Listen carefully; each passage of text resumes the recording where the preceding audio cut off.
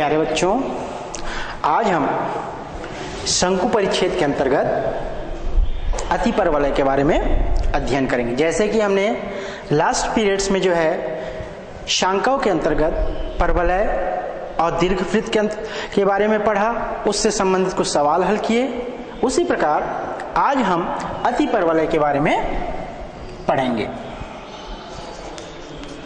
अतिपरवलय hyperbola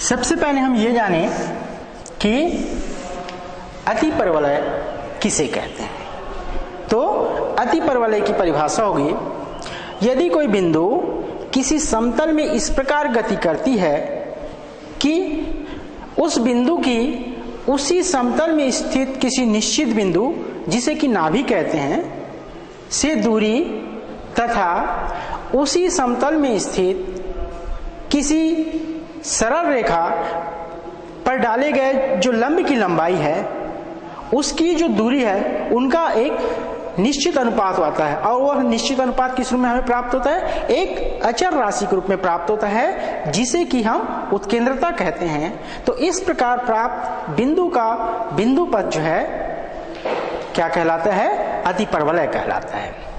और ये जो निश्चित अनुपात के रूप में जो हमें अचर राशि प्राप्त होगी, जिसे कि हम उत्केंद्रता ई कहते हैं, इसका मान 1 से अधिक होना चाहिए। तब इस प्रकार से जो बिंदु पथ निर्मित होगा वह क्या कहलाएगा? अतिपरवलय। तो पुनः एक बार देख लीजिए, अतिपरवलय हम किसे कहते हैं?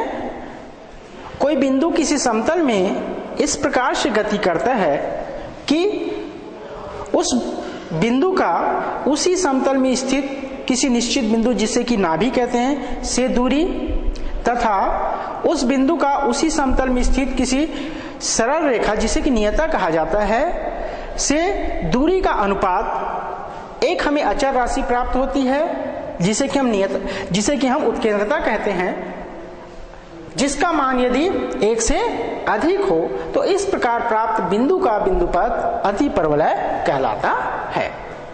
अब हम देखें अतिपरवलय का समीकरण, प्रमाणिक समीकरण कौन कौन से स्वरूप के होते हैं, उसके बारे में चर्चा करते हैं। तो सबसे पहले हम लेते हैं पहला अतिपरवलय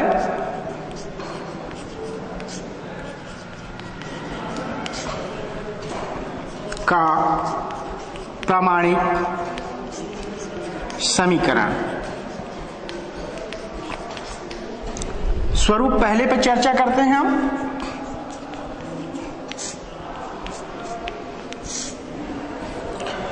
तो अतिपरवलय का पहला जो स्वरूप का समीकरण होता है वह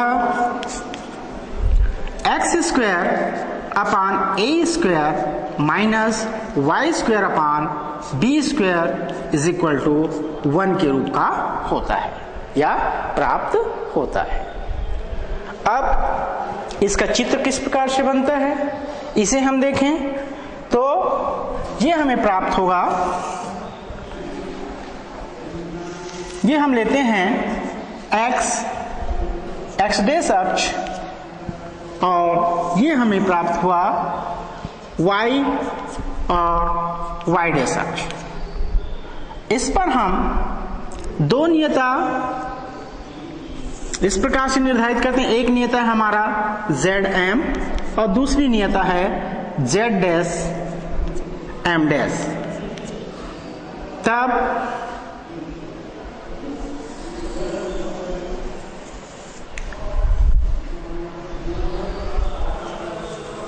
इस प्रकार की जो संरचना हमें प्राप्त होगी वह जो है अतिपरवलय के ये प्रथम स्वरूप की संरचना होगी, जिसमें से ये जो A है, ये जो शीर्ष है, इसे हम A से डिनोट करते हैं और इस शीर्ष को हम A डैश से डिनोट कर रहे हैं। इधर हम नाभि लेते हैं जिसके निर्देशांक हमें प्राप्त होंगे AE 0 और इधर जो नाभि का निर्देशांक हमें प्राप्त होगा एस डेस, इसका निर्देशांक प्राप्त होगा -AE0। ये जो है नाभि का निर्देशांक है। इसी प्रकार हम y अक्ष में दो बिंदु लेते हैं B और B डैश।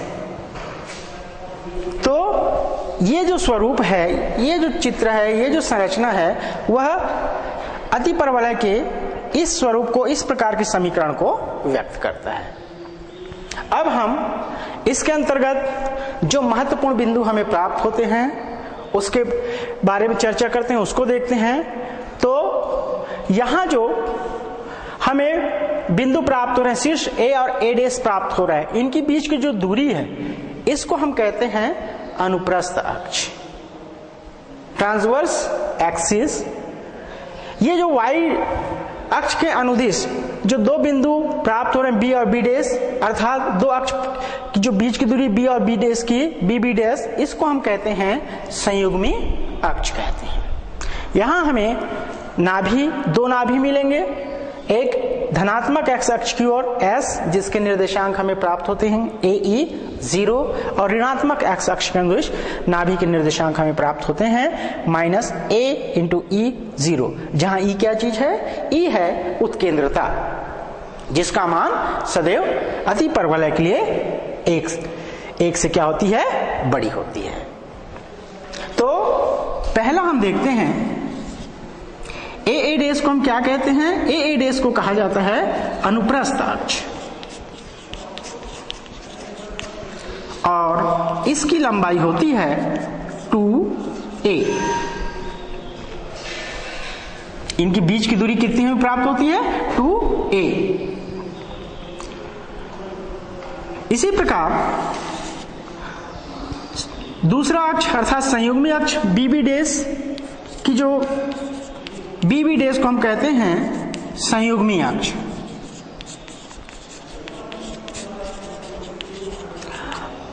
अब हम आपको ये पहले बता दें कि ये 2a कैसे आया।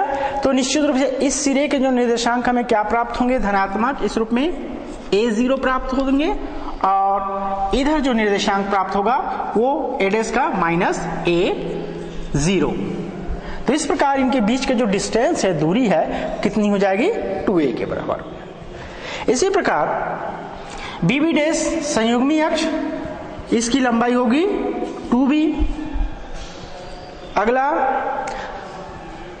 ये जो अनुप्रस्थ अक्ष है और संयुग्मी अक्ष है, ये दोनों को मिलाकर कहा जाता है मुख्य अक्ष। तो मुख्य अक्ष क्या होती है? संयुग्मी अक्ष और अनुप्रस्थ अक्ष दोनों मिलकर क्या कहलाते हैं? मुख्य अक्ष कहलाते हैं। अगला बिंदु हम लेते हैं नाभियों के निर्देशांक। नाभियों के निर्देशांक हमें प्राप्त होंगे ±A×E0। अगला नाभिलंब जीवा की लंबाई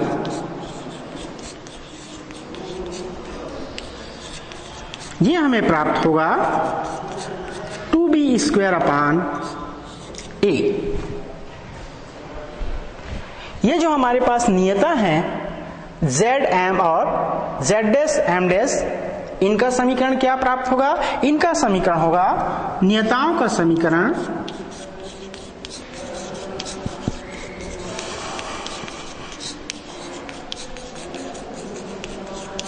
x ±A/E। इसी प्रकार आगे हम देखते हैं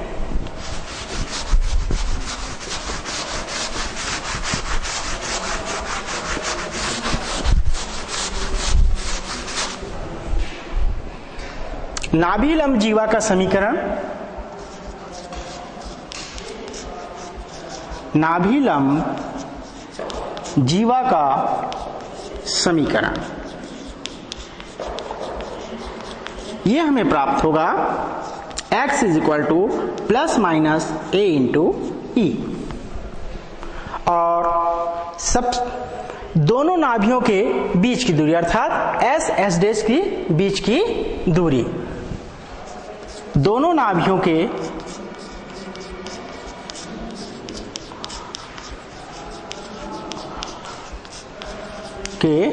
बीच की दूरी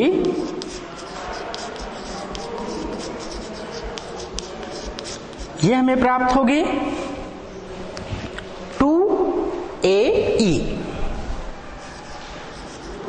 एवं अगला है इस स्वरूप के अतिपरवलय का उत्केंद्रता ज्ञात करने का सूत्र या संबंध। तो उत्केंद्रता ज्ञात करने के लिए उत्केंद्रता ज्ञात करने का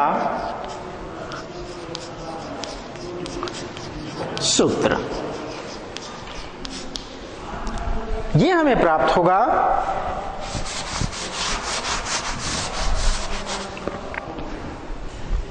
B square is equal to a square into e square minus 1।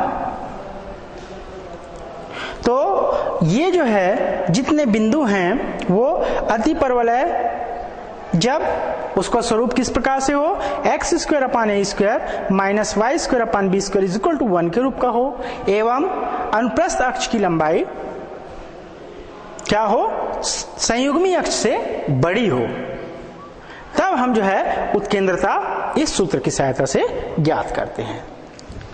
ठीक है, अब हम चर्चा करते हैं अतिपरवलय के दूसरे स्वरूप के बारे में। अतिपरवलय का जो दूसरा स्वरूप का समीकरण किस प्रकार से होता है उसके बारे में हम चर्चा करते हैं।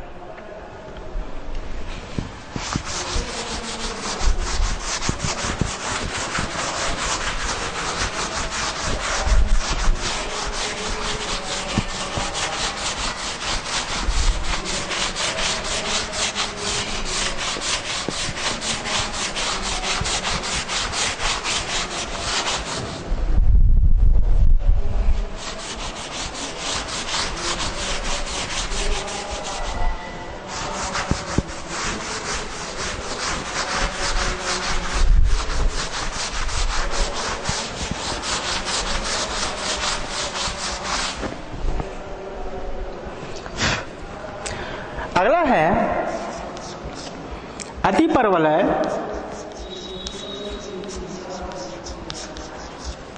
का दूसरा प्रमाणिक स्वरूप का समीकरण।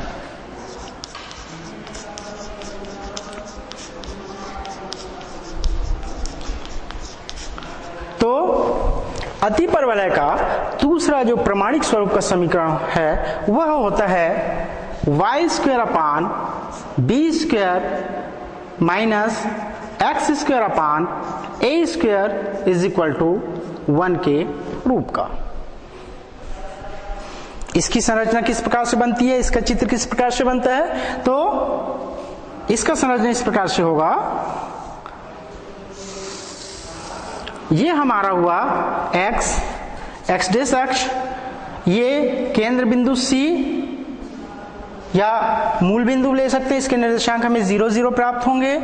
ये हमारा धनात्मक y अक्ष और ये ऋणात्मक y अक्ष।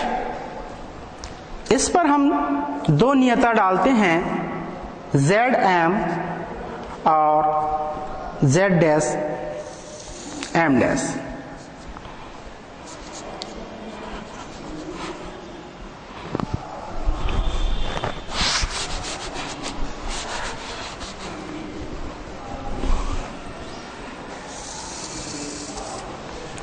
z dash m dash.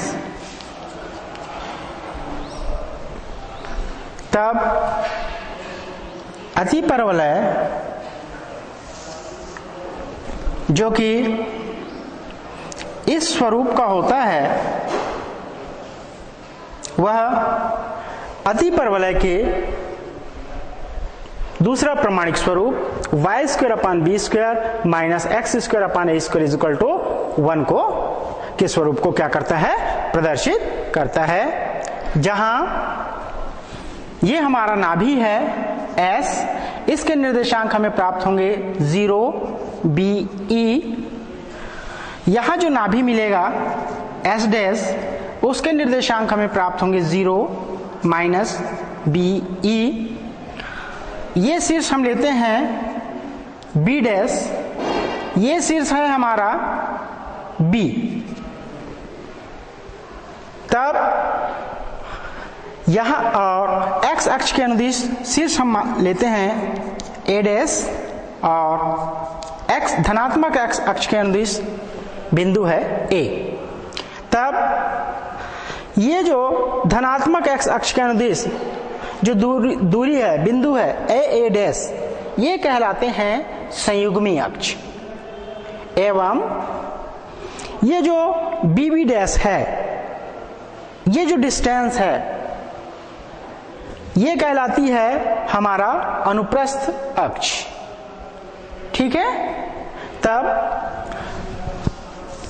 इससे पहला पॉइंट हमको प्राप्त होगा, अनुप्रस्थ अक्ष यहां होगी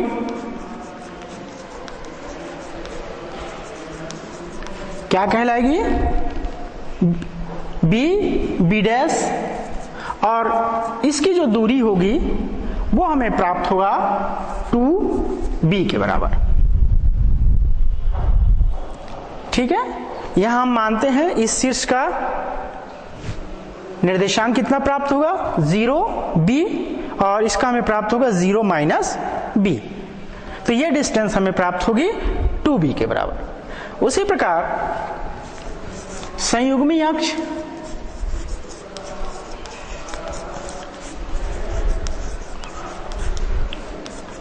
ये होगा A डैश, और इसका डिस्टेंस होगा 2A के बराबर।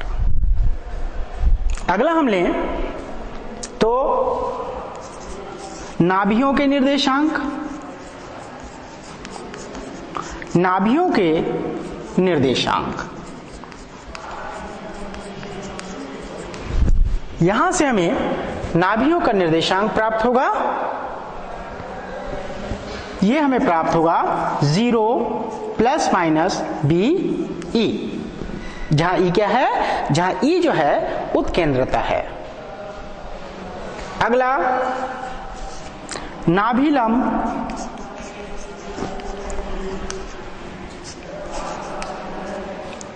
जीवा की लंबाई।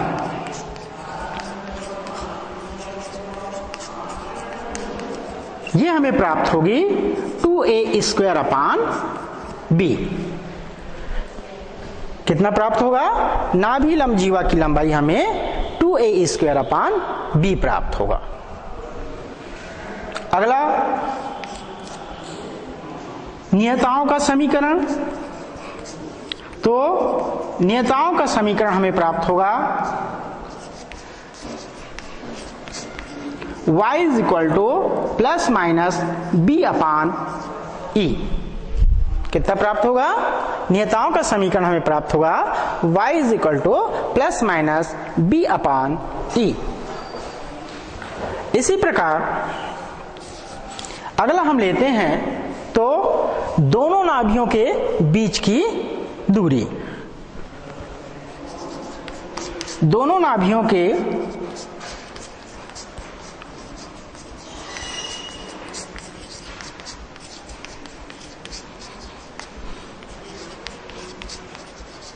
ये होगी 2 × BE।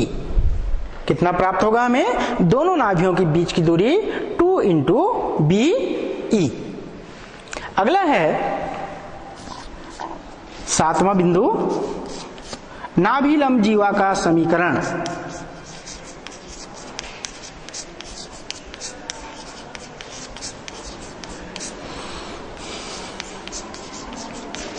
ये हमें प्राप्त होगा किसके बराबर, ये हमें प्राप्त होगा y ±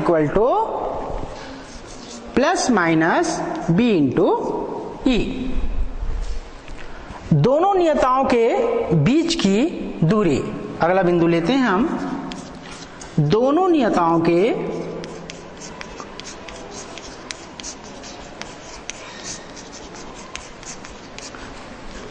बीच की दूरी z डैश, ये जो डिस्टेंस है z से लेकर के z डैश तक है ना, इसका मान हमें कितने प्राप्त होगा? तो इसका मान होगा 2b/e। और अगला महत्वपूर्ण बिंदु उत्केंद्रता ज्ञात करने का है। तो उत्केंद्रता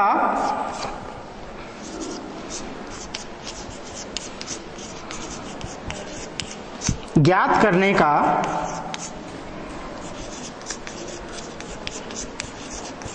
संबंध या सूत्र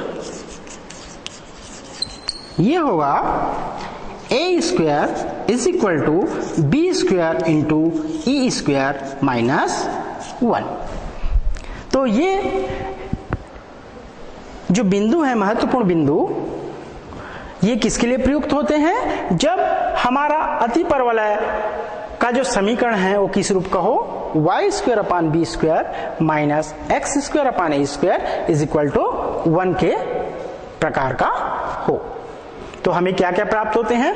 यहाँ पे हमारा जो अनुप्रस्थ अक्ष होगा वो bb डैश होगा और इसकी लंबाई हमें प्राप्त होगी 2b के बराबर। ये जो डिस्टेंस है a डैश, ये कहलाएगी संयुग्मी अक्ष, ये हमारा संयुग्मी अक्ष होगा। और ये दोनों के बीच की दूरी कितनी हमें प्राप्त होगी? 2a के बराबर। नाभियों के निर्देशांक ये हमें प्राप्त होंगे 0, x अक्ष निर्देशांक 0 और y अक्ष संगत plus minus b into e। इसी प्रकार नाभि लंब जीवा की लंबाई ये हमें मिलेगा 2a स्क्वायर अपान b। अगला नियताओं का समीकरण, हमारे पास दो नियता हैं zm और z डैश m डैश, इनका समीकरण होगा y is equal to plus minus b upon e। इसी प्रकार दोनों नाभियों के बीच की दूरी अर्थात s डैश का जो डिस्टेंस हमें प्राप्त होगा ये होगा 2 इंटू बीई। नाभि लंब जीवा का समीकरण ये हमें प्राप्त होगा y is equal to plus minus b into e. दोनों नियताओं के बीच की दूरी अर्थात z डैश ये हमें प्राप्त होगा 2b अपान ई। और उत्केंद्रता हम यहाँ पे ज्ञात करेंगे किस संबंध से? a square is equal to b square into e square minus 1। चलिए ये जो महत्वपूर्ण बिंदु है इन्हें आप पहले कॉपी कर लीजिए।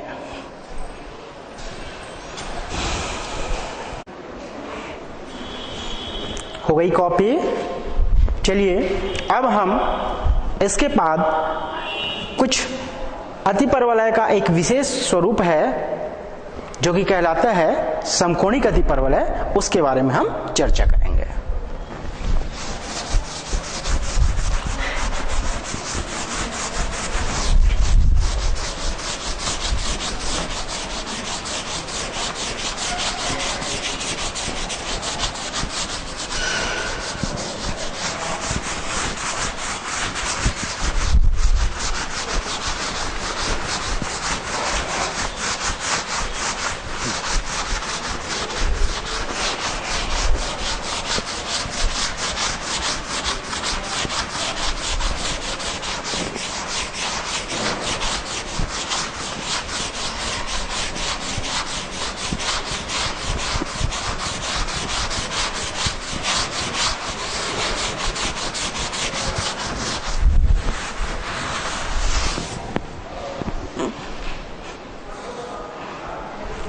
अगला है समकोणिक अतिपरवलय। समकोणिक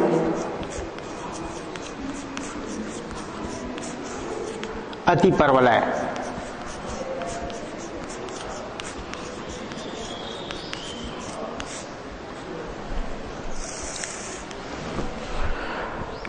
माना कि अतिपरवलय का समीकरण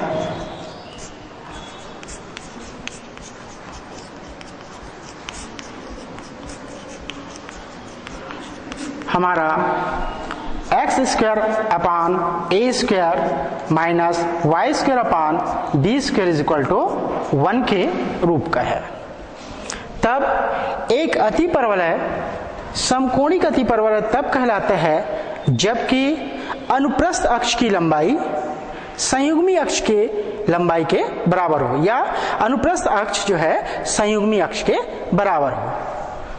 तो समकोणिक अतिपरवलय के लिए जब अनुप्रस्थ अक्ष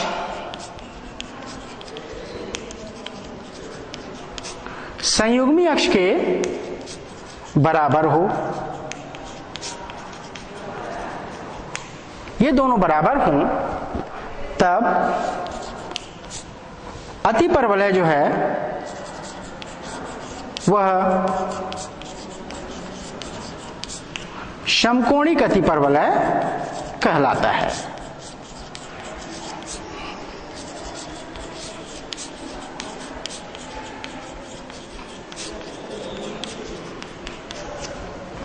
ठीक है, एक अतिपरवलय समकोणिक अतिपरवलय कब होगा? जब अनुप्रस्थ अक्ष जो है संयुग्मी अक्ष के बराबर हो। अब जब अनुप्रस्थ अक्ष संयुग्मी अक्ष के बराबर हैं, अर्थात 2a is equal to 2b या a is equal to b, ये दोनों मान जब आपस में बराबर हैं तो इस मान को हम इस समीकरण नंबर 1 में रखते हैं।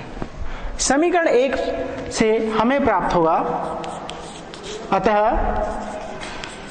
समीकरण 1 से यहां हम मान रखते हैं, हमें प्राप्त होगा x square upon a square minus y square upon a square is equal to 1, या x square minus y square is equal to a square. और यह जो है समकोणिक अतिपरवलय का समीकरण है। अब हम देखें कि समकोणिक अतिपरवलय की उत्केंद्रता कितनी होती है। उत्केंद्रता पे चर्चा करें तो उत्केंद्रता ज्ञात करने का संबंध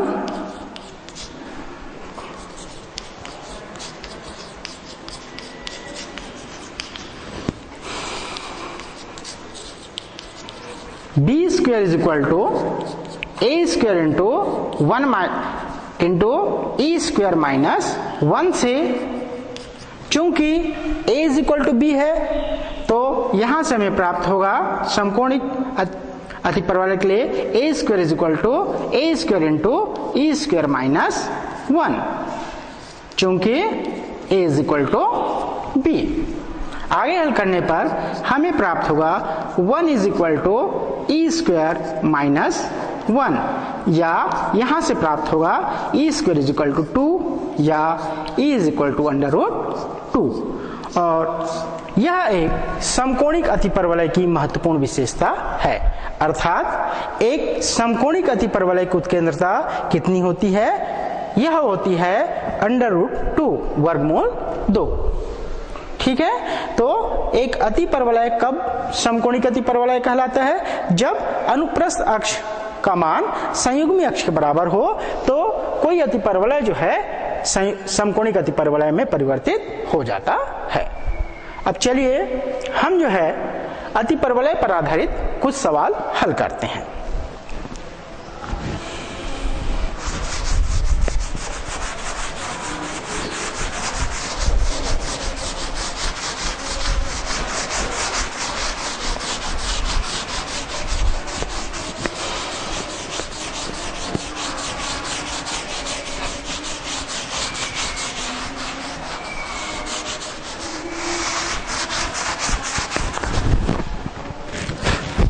सॉरी,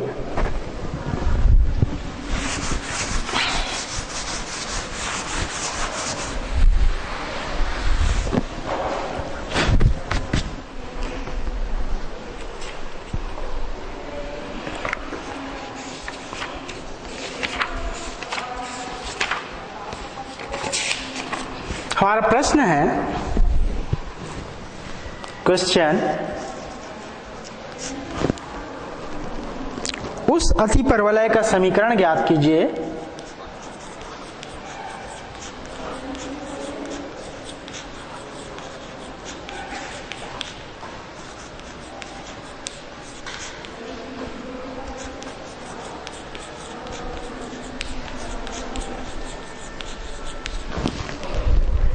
जिसकी नियता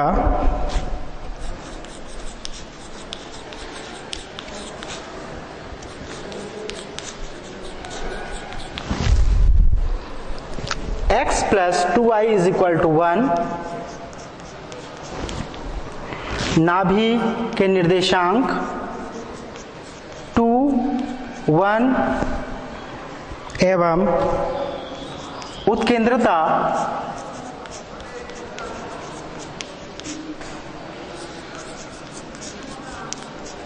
दो है।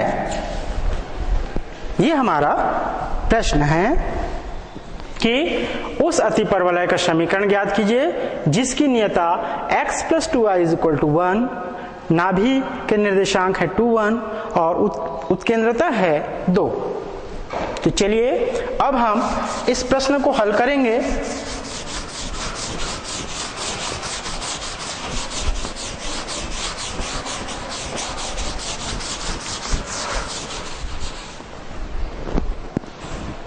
हल होगा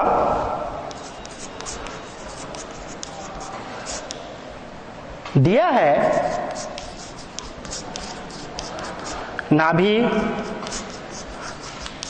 S के निर्देशांक 2, 1, उत्केंद्रता E बराबर 2,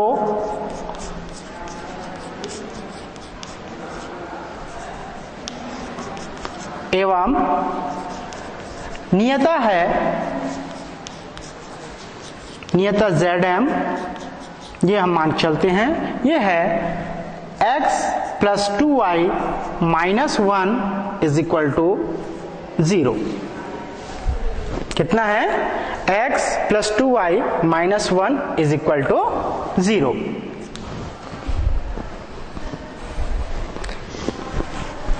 तब हम मानते हैं कि माना कि अतिपरवलय पर एक बिंदु P है जिसका निर्देशांक क्या है? xy है। तो माना कि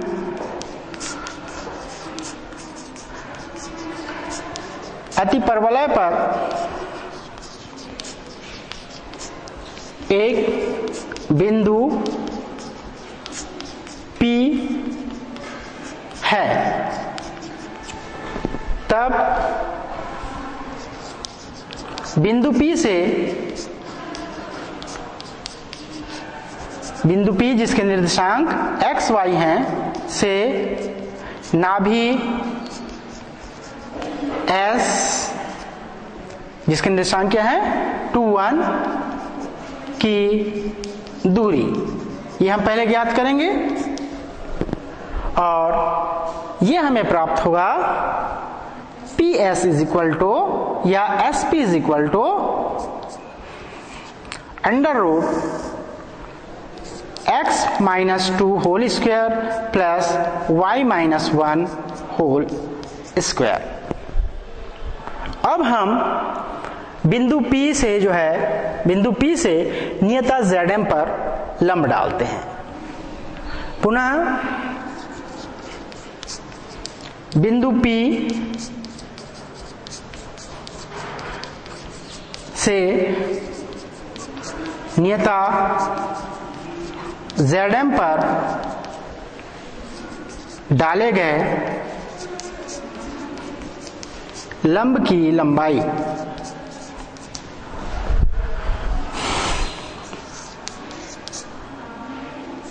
या इसे हम दूरी भी कह सकते हैं। Pm इज इक्वल टू, हमारे पास नियता का समीकरण है x plus 2y minus 1 is equal to 0। तो जब हम उस समीकरण पर, उस नियता पर बिंदु Pxy से क्या करेंगे? हम लंब डालेंगे, तो वो दूरी हमें किस रूप में प्राप्त होगा? ये प्राप्त होगा x plus 2y minus 1 upon under root 1 square that is 1 plus 2 square that is 4 is equal to x plus 2y minus 1 upon under root 5। ठीक है। अब अतिपरवलय की परिभाषा से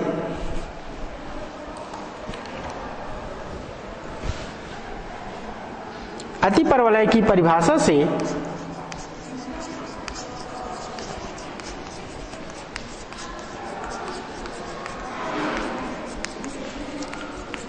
हमें प्राप्त होगा PS या SP is equal to E into PM। इस संबंध में हम मान रखते हैं PS का मान हमें प्राप्त हुआ है under root x minus 2 whole square plus y minus 1 whole square और PM का मान हमें इस रूप में प्राप्त हुआ है। उत्केंद्रता E का मान हमें ज्ञात है 2। तो इस मान को रखने पर हमें प्राप्त होगा under root x minus 2 whole square plus y minus 1 whole square is equal to E का मान रखेंगे 2 इंटू PM का मान है x plus 2y minus 1 upon under root 5। x plus 2y minus 1 upon under root 5। अब इसे आगे हल करते हैं। तो आगे हल करने के लिए हम दोनों पक्षों का वर्ग करते हैं। दोनों पक्षों का वर्ग करने पर हमें प्राप्त होगा this implies x minus 2 whole square plus y minus 1 whole square is equal to 4 into x plus 2y minus 1 whole square upon 5। ठीक है, आगे हल करने पर हमें प्राप्त होगा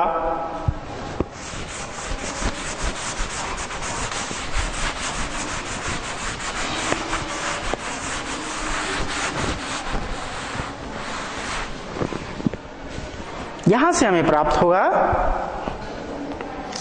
5 इंटू, इसका विस्तार कर देते हैं या एक स्टेप इस प्रकार से लिखा जा सकता है x minus 2 whole square plus y minus 1 whole square is equal to, इस पद को यहां लिखते हैं 4 into x plus 2y minus 1 whole square.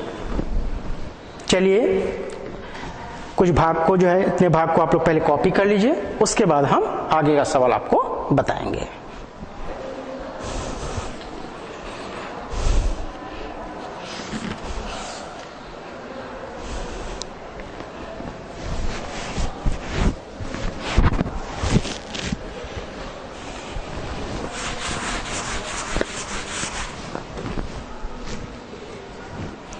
चलिए अब आगे हल करते हैं।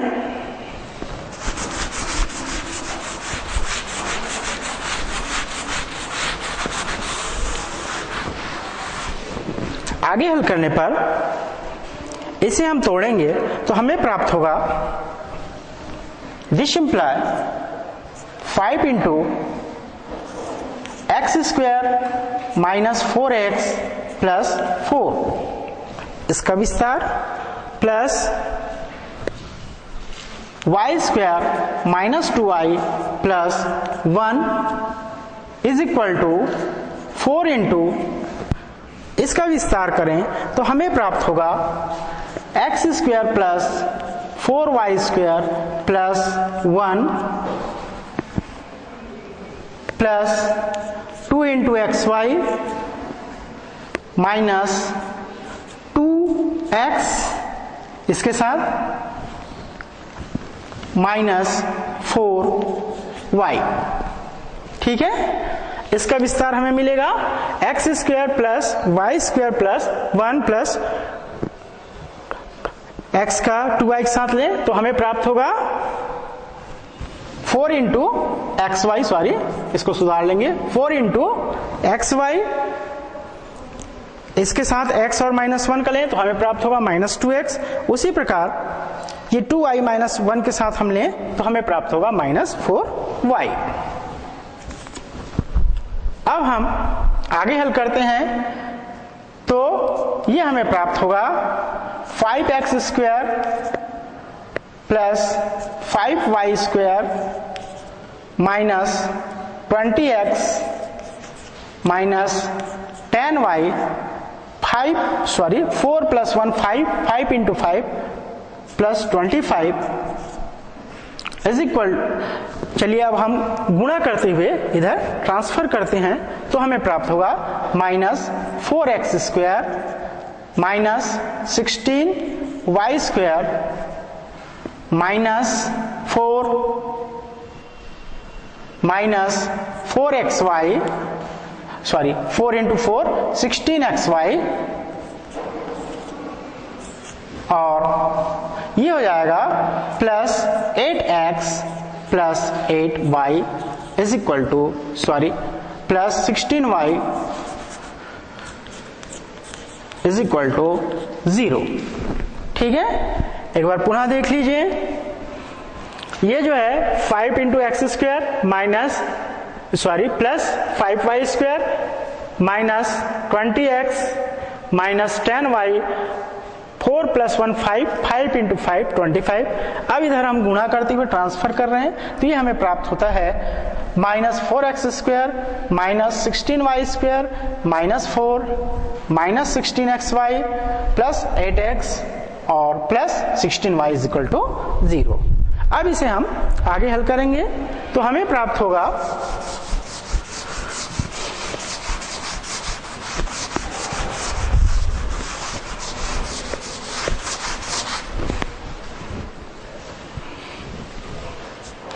दिस इंप्लाई 5x वर्ग माइनस 4x वर्ग, ये हमें प्राप्त होगा x वर्ग प्लस, हाँ ये देखेंगे, sorry plus 5y square minus 16y square, ये हमें प्राप्त होगा माइनस 11y स्क्वायर।